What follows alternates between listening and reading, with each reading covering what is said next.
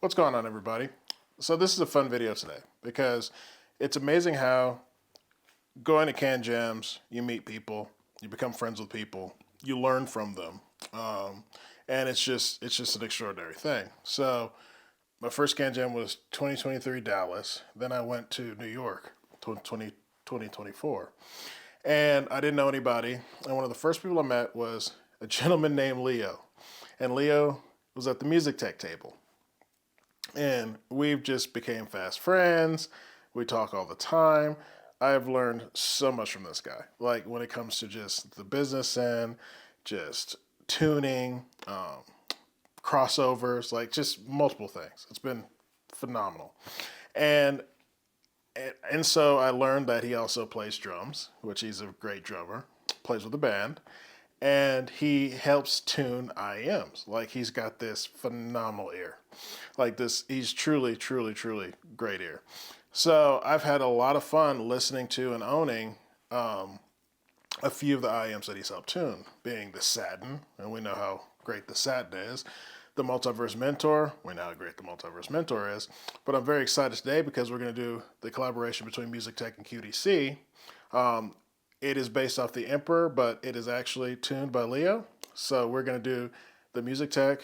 I'm going to do it this way. MusicTeck X QDC King. All right, so the QDC King MusicTeck Special Edition. The King is a special limited edition meticulously refined from the QDC's acclaimed Emperor model. It retails for $3,200. The driver makeup of this is 15 drivers, so one dynamic driver, four four E-stats, and 10 balance armatures. To the unboxing of the QDC King. Comes in this black box. Got some information here. But pretty much very simple box. Slip this cover off, and you've got QDC Choice of Stars. Now, all you gotta do is lift this up, and you are presented with your King. So what I'm gonna do to make this a little bit easier is, you've got your different attachments here, 3/5, 2/5, and 4/4, which is pretty cool. But I'm gonna lift this out a little bit so you can get a close-up look of how really gorgeous the King is. You've got your puck here, which I sort of kind of lifted it out, but let's do it this way. And you'll find your cable wrapped up here. So then I will gently lift this out so you can actually see it close up. It's actually a pretty stunning design. It's a large one though, but very stunning and not very heavy, so that's good. But yeah, that's a very good looking faceplate. Now for some this might be a little bit too much, but for others this is going to be absolutely beautiful. You never know. On this side you will find your information in here in this envelope. Warranty and things like that. And then here you will find the most important stuff, i.e. there's your tips, you've got a 6 adapter, you've got cleaning, and I believe, there it is, you've got an airport adapter. So that is the unboxing of the QDC King. Now how we do it, we do the fit and finish part. There's no ifs, ands, or buts about it. This is a very large IEM. It is a chunker. But luckily it's very light, and as you can see, the nozzle is not very large. Like it's not a large nozzle. And the way it's contoured means that for I hope most, you get a very nice fit to it. I haven't had any issues with it. Being large, it's not like heavy, so that's a nice thing. I would say it's medium weight. And again, comfort, getting them in comfortably has never been an issue. Never felt any discomfort within my ear, especially with weight. Certain heavy IEMs, kind of like V3, so heavy that I can only listen to for 20 or 30 minutes. I can listen to these for hours. I can do this and I don't feel them doing this, kind of like with the Musa. I had that issue as well. So pound for pound, when it comes to just being able to sit and listen to music, they've been great, even though they have a large size. The cable that comes with it is a black cable. Haven't had any real issues with it. It's kind of a skinny cable, not a thick cable at all. Then here's the interconnect where you can connect your various 3.5, 4.4, 2s to it. So pound for pound, it's been a really good experience with both the cable and the IEM as far as ergonomics and comfort and things like that. We'll do my roll test, which is always one of those weird quirky things that's important for me. But it actually works out pretty well. All right, so the sound. There are certain things that I expect from a Leo tuned IEM, right? I expect the bass to be quality and quantity. So, like, if the tune calls for pounding bass, it's there. But if the tune calls for it to be like an instrumental bass, kind of like a cello, or low piano, or something like that, for it not to stick out, it does this really well. For the mids, I expect them to be layered, have great depth, width, but fine positioning, and just something sparkly and magical about them where it grabs you, because he does the mids extremely well. Very engaging mids. And then the treble is not going to be too bright and it's not going to be too dark, but you're going to have it in the middle where you're going to get the perfect timbre for things like cymbals and things like that. And those are like the things I look forward to when hearing a Leo IEM, because putting that all together, he does an extremely awesome job of it. So with the King, I will break it down kind of like this.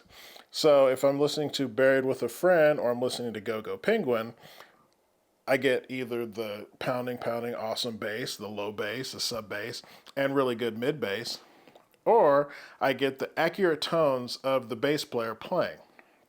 So that makes it a very good all-arounder. The timbre is there with the bass, like the kick drum sounds like a kick drum, like everything. Like if you go over to Use of Days, which I don't mention enough in this, and that man can play the drums. But when he's playing with his band, I like being able to hear that his drum, right?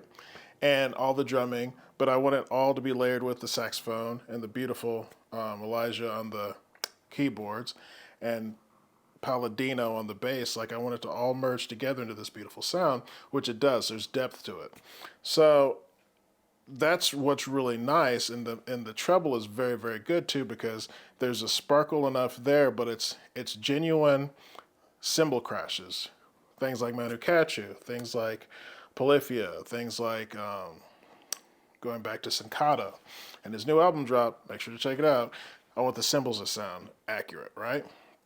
So that's something else I expect from his tuning, because since he's a drummer, drums sound great.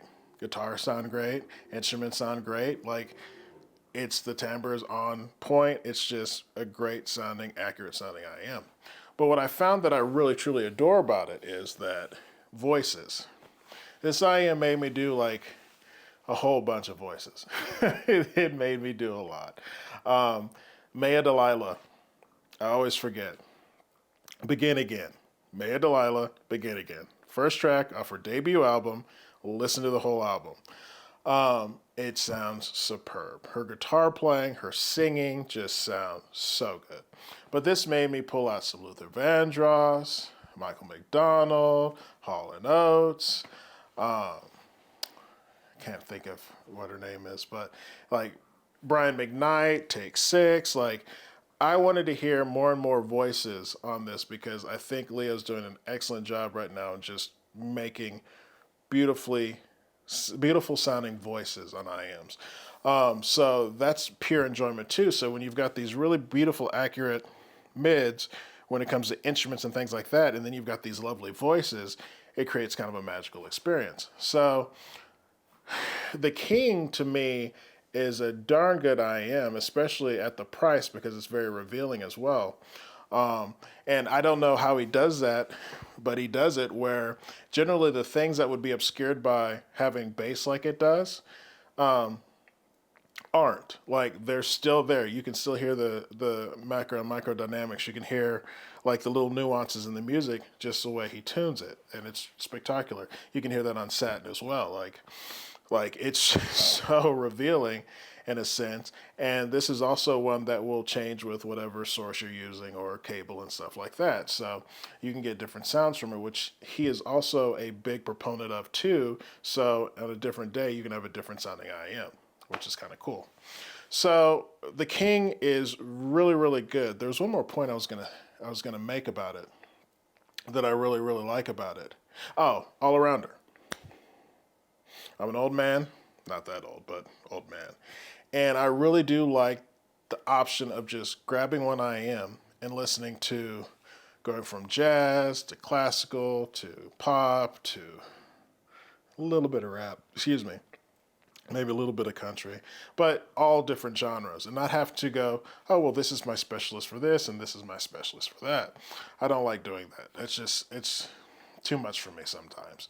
So I like also that Leo tunes them in a way where you can completely enjoy your library with it and not have to feel like you need to switch out or do anything because everything's sounding so good. So QDC King is a great collaborative IEM, and I really enjoyed listening to it.